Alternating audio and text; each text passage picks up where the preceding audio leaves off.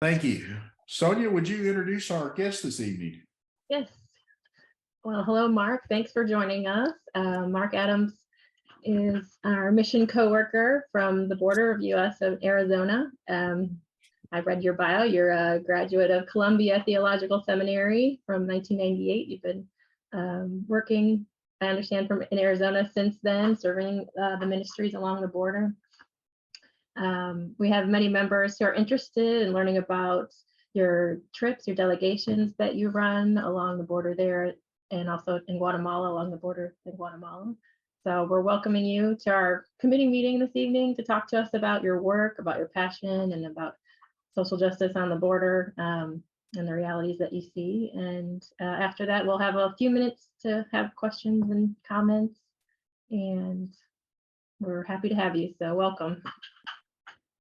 Mark, Thank you. do you need me to give you permission to share screen? No, I'm good. I didn't come with any kind of formal thing. I just came in from Chicago, and so I'm sorry. I'm just me. So That's wonderful. Just wanted to know if we needed to let you share screen. So no, thank you. So yeah, I'm been serving in with Frontera Cristo, which is one of the Presbyterian Borderlands ministries along the U.S.-Mexico border. I initially was a volunteer on the Texas-Coahuila border in Eagle Pass, Texas, and Piedras Negras, Coahuila, right out of college, and then went and taught for a year, and then went to seminary. Went back to the border, and then went to seminary, and right out of seminary, went for 3 years. For a 3-year term as a mission coworker in Agua Prieta, Sonora, Douglas, Arizona, with Frontera Cristo, but I haven't graduated from there yet. I've been there now since 1998, serving with a really incredible ministry, with an incredible community, and just amazing people there in that part of the world. Basically, Frontera Cristo has kind of 3 broad areas in terms of our foci. One is building relationships and understanding across borders, cultivating community within the community. So not just with the local church, but churches from various denominations and backgrounds from both sides, with different organizations, different nonprofits, and also with the government entities on both sides of the border, seeking to facilitate more healthy community there in Douglas, Agua Prieta. Kind of as part of that as well, we do our mission delegation ministry, and receive folks from churches, universities, seminaries, high schools, who come and share a little bit of life and ministry with us on the U.S.-Mexico border, and kind of reflect on what the borders mean to us as individuals and as communities, and how do we define borders, and what does it mean to be a disciple of Jesus when borders divide. Obviously thinking about the U.S.-Mexico border, but also thinking about the real borders that exist within our communities, both in our local communities, but also the larger communities and nations that we live in.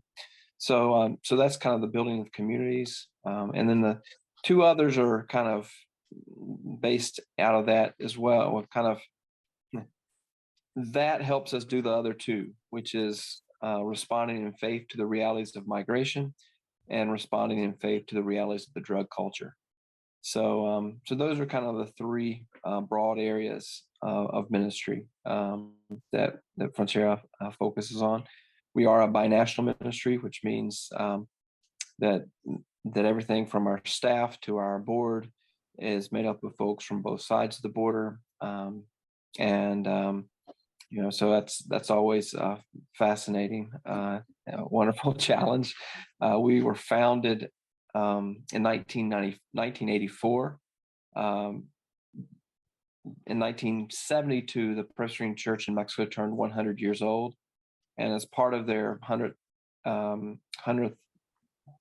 birthday party, they asked U.S. missionaries to leave, and there was a 10-year moratorium on work, and so in the early 80s, mid 80s, the vision emerged of thinking about how can we be a ministry of not one church doing ministry to another, but two churches coming together to share our gifts with one another and discerning what is God's will for us together as a ministry.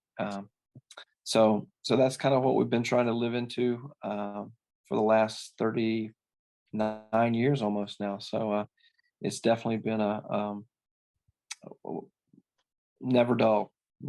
It's a phenomenal place to be, and in the 24 years I've been there, it's just amazing to see the kind of the changes that have occurred in our community, but also within the ministry and how our ministry is responding and living out the faith there on the border. So I'll stop there and just open up for any questions that y'all might have.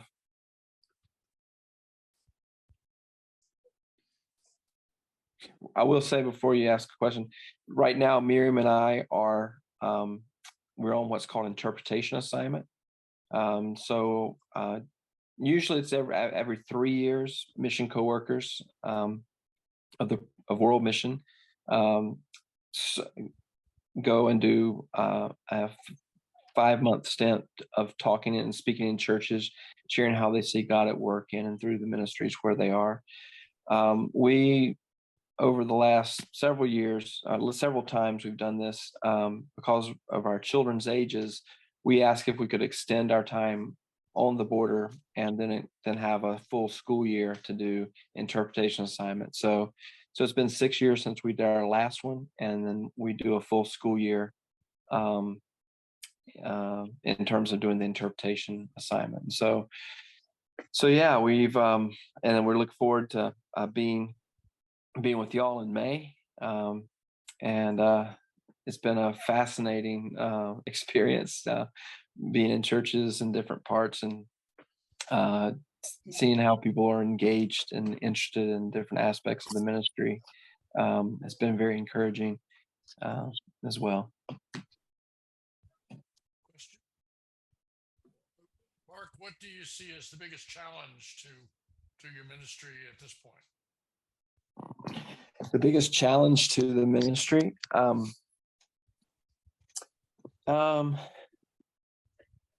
Say, call it challenge / opportunity.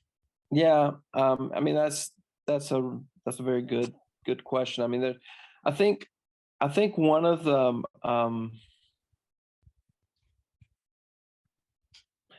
a challenge opportunity would be like one of the first question I got this week in Chicago was, isn't it just disastrous on the border? And so I think a challenge, and I'm thinking about that right now in terms of specifically what we're doing in terms of sharing in churches, is there's the challenge of how the border is perceived, and it's also an opportunity, as you mentioned, because most of what people hear about the border typically is negative parts of the border, and whether that be the kidnapping and the murder of the folks going across in Matamoros, or whether it be folks who are fleeing extreme poverty and extreme violence, seeking asylum and being denied asylum, or drug trafficking, and all those are part of the reality of the border. But it's just one part of the reality of the border. And so one of the things that my son Nathan, when he was younger, he's 15 now, but one of our congresspersons, one of the things that we do, we're part of the Southern Border Communities Coalition, and Frontera Cristo is the anchor organization for that particular coalition along the U.S.-Mexico border. And one of the things that we've done very intentionally is to build relationships within the community with different sectors of the community in Douglas and Agua Prieta, whether it be education or health or the faith community or business community, and cultivate those relationships to ask, what would you like to see on the border from your folks in Washington? And so one of the things that we had heard for a long time is our representatives saying, well, our constituents on the border say this. And usually it was something about the border being out of control or violence or send the military or something like that. And those are some of the voices from the border, but not the vast majority of the voices from the border. And so what we would do would be to work with the different sectors of the community and then cultivate the relationship with our representative and ask them to come down and to have a listening session to hear from a much broader group from the community, including our local law enforcement, our business, our educators, our health folks, faith folks, to be able to hear a broader reality of the border. And so I remember, Nathan must have been about 12 at the time, but we were actually in Washington, D.C. for this, but we visited our congresswoman and she asked him what's it like living on the border? And Nathan said, it's home. It's home. And so I think one of the challenges is for people in the U.S. to understand that the border is more than just a place to defend or to be afraid of, or it's a place that's home and it's home that is interconnected across borders. And the interconnectedness of the border is so essential to life, both in Douglas and in Agua Prieta. And so I think that's a challenge for people to kind of understand that interconnectedness because of one part of the narrative that's, it's partly true about the border, but it's just one part of that reality of the border. And that's challenging, and just in general. Thank you.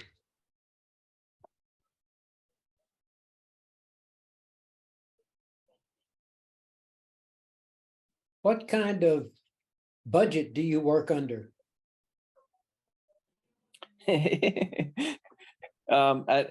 My first response to that is it's a real faith budget, because in the 24 years our board has never had an income budget. It's always, what do we see? How do we see God calling us into ministry, and what do we need to kind of do what we sense God doing? And that's what the budget ends up being. I remember early on, and I'm not a numbers person or a budget person, but I remember one time early on, there was this vision about kind of where the ministry was going in terms of a new aspect of the ministry, and the finance committee got together to discuss it. And before that, I had looked at the numbers in terms of what the income had been up to that point, and the income was significantly down from the year before. And so I went in to let the finance committee know that, the income is down, and I don't know if it's probably not a good idea for us to increase the budget at this time, because the budget's down and the income is down compared to last year at this time, and I don't foresee us catching up with that. And it was one of those most amazing things that, like I mentioned, our board is very binational, and so we had folks from Mexico and folks from the U.S. who were there, folks who were kind of more of like the woman that was on the committee that said this she was a colonel in the Army in the United States, and I never would have imagined her saying this. She said, I would have thought our partners in Mexico would have said this, but she said, if we sense God calling us to do this, then God's going to provide. and that finance committee actually increased the budget that year. It was like more than what initially was going to be there, and I was like, oh my gosh. And so that's kind of how the board has been, and thanks be to God, there's never been a time where we haven't had the budget needed to accomplish what we had sensed God calling us to. The budget comes from different sources. It comes from gifts from individuals and churches. It comes from it also comes from some grant funding. If there's specific projects that are going on, that sometimes they'll do grant funding. Not a lot of that, but some of that. And then some of our bigger initiatives lately, at least for us, have been through that kind of grant funding, but it's still a very small portion. And usually grant funding's only for like when we built the coffee shop, there was a significant grant that we got when we expanded the children's ministry and had to do a construction project. We did a grant through the Presbyterian Women for the industrial kitchen that we're working on. That was a grant piece. So it's usually like those capital things that we seek out grants. And then we also have our mission delegation ministry. We have a fee structure that is that supports, makes sure that we cover costs in our mission delegation ministry. So those are our main ways, I guess, of getting funds. Mark, you mentioned that part of the ministry is responding to the drug culture. Are you doing that on a macro scale, or are you doing that through counseling? Yeah, or what is? Yeah, it's I mean, it's not on a macro scale in the sense of it's really very locally focused what we're doing. We're doing that through a little bit in Douglas, but mainly in Agua Prieta.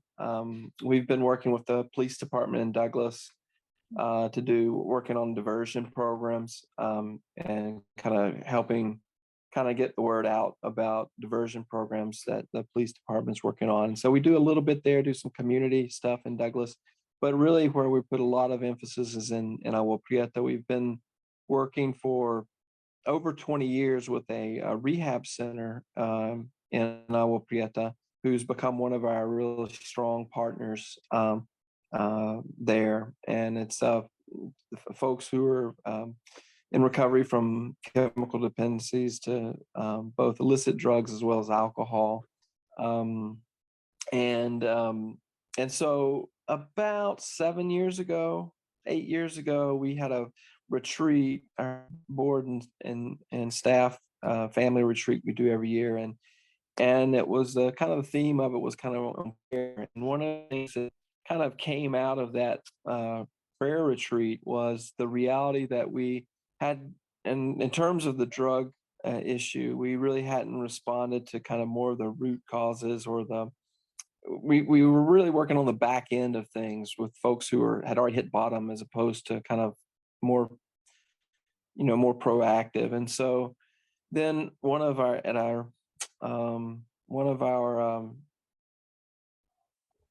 in our community center, one of the young girls that had grown up in the community center noticed that there were folks selling drugs right outside the door, and she went out and told them, we don't want you here. And it really challenged us as adults, like thinking, well, gosh, what are we doing, right? We're just not doing anything. And so we did a participatory evaluation in the community about what might be an important way to respond, not just to the drug realities, but just the realities in general, and the border and drugs being one of them. And one of the areas that became evident was there was a real concern of children dropping out of elementary school, and the children who drop out of elementary school having a higher propensity to get involved in the drug culture, not just the consumption of drugs, but also in the participating in the crime section of it. And there's 34,000 juveniles in Mexico who are who are in juvenile detention because of being involved in organized crime, and including up to being sicarios or hitmen and within the organization. And so we started working with the local schools to start children's enrichment ministries, and which we focus mainly on the children who are at risk of dropping out of school, work with their families, work with the schools. So it's an academic, socio, looking at not just the academics, but also kind of the value piece, as well as the spiritual and the emotional piece, and being a safe place for kids to come. And so we started that about 6 years ago, and now we have we started with one session. Now we have 6 in 3 different sites, working with about 200 children 5 days a week and their families. So that's kind of where we put more of our emphasis, is looking at working with the children. And we continue working with the rehab center as well. But we have a really strong focus on that ministry with the children. We also work with the Mexican consulate and different law enforcement agencies, looking at the reality of how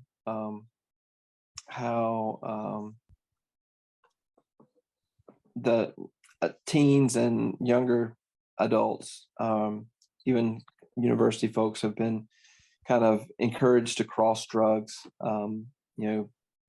Cross this car 3 times and it's yours, kind of thing, and then getting sucked up into the cycle. And so we work in those areas a little bit as well.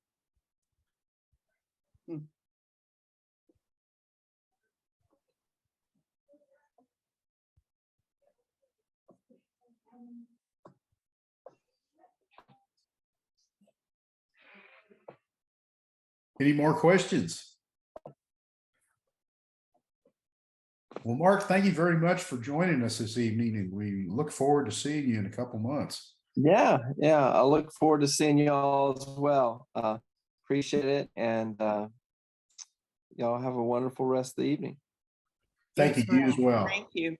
Thank you, All Mark. right. Okay. Take Bye, care. thanks. Bye-bye.